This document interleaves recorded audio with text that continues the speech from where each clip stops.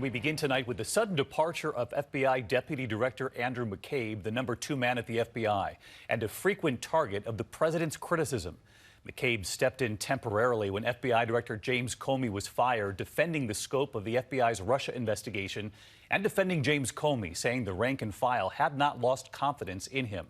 Tonight, the White House answering questions. Did the president pressure the Justice Department in any way to push McCabe out?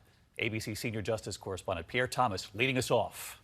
Tonight, the #2 at the FBI stepping down, following months of blistering attacks from President Trump. Today, the president ignoring questions about Andrew McCabe's early departure. Thank you. Have you been told McCabe is resigning? Mr. President, have you been told that McCabe is resigning? Thank you. Thank you.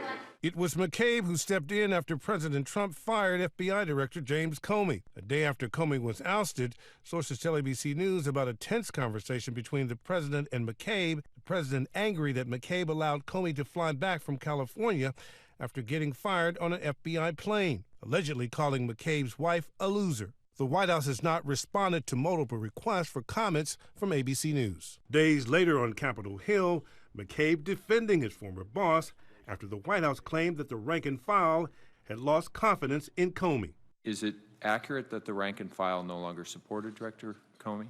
No, sir, that is not accurate. But I can confidently tell you that the vast majority of FBI employees enjoyed a deep and positive connection to Director Comey. At the time, the White House also insisted that the FBI investigation into Russian meddling and any possible collusion was, quote, one of the smallest things the FBI is doing. McCabe was asked if that's true. Sir, we consider it to be a highly significant investigation. While today the president refused to comment on McCabe, in a series of tweets, he's let the world know about his disdain for McCabe. In July, taking aim at McCabe's wife's run for state senate in Virginia, a campaign that was finished when McCabe became deputy director. Why didn't AG Sessions replace acting FBI Director Andrew McCabe, a Comey friend who was in charge of Clinton investigation, but got big dollars, $700,000 for his wife's political run from Hillary Clinton? And in December, after McCabe let it be known he was retiring in March, FBI Deputy Director Andrew McCabe is racing the clock to retire with full benefits. It was just last week ABC News confirmed what McCabe told colleagues. He says shortly after being named acting director, the president asked him, "Who did you vote for?" Did you ask McCabe who he voted for? Did you ask him that? I don't think so. No, you didn't. No, I don't think I did. You did not. I don't know what's the big deal with that. The news of McCabe's departure comes days after reports that President Trump wanted to fire Special Counsel Robert Mueller last June. The White House was pressed today. Is the president applying pressure on his attorney general and on the Justice Department to get rid of certain people? The only thing that the president has applied pressure to is to make sure we get this resolved so that you guys and everyone else can focus on the things that Americans actually care about. So let's get to Pierre Thomas live outside the FBI tonight. And Pierre, you have new reporting about why McCabe stepped down today rather than waiting until March when he said he was leaving? David, sources are telling us tonight McCabe was getting indications that an upcoming Inspector General report dealing with both the Hillary Clinton probe and Russia was likely going to be rough on him. He decided to leave early so as not to be a distraction. David? All right, Pierre Thomas leading us off on this. Pierre, thank you. We do have one more question on this tonight, so let's bring in our senior White House correspondent, Cecilia Vega. She's live over at the White House. And Cecilia, I know you pressed White House Press Secretary Sarah Sanders on whether President Trump had anything to do with Andrew McCabe's departure. And here's what she said today.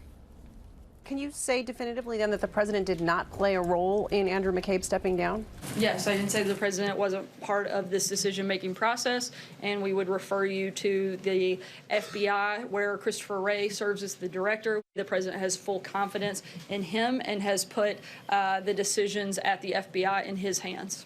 So, Cecilia, we heard that there, a denial from Sarah Sanders, but this White House is really facing questions about whether the president is trying to influence the Justice Department.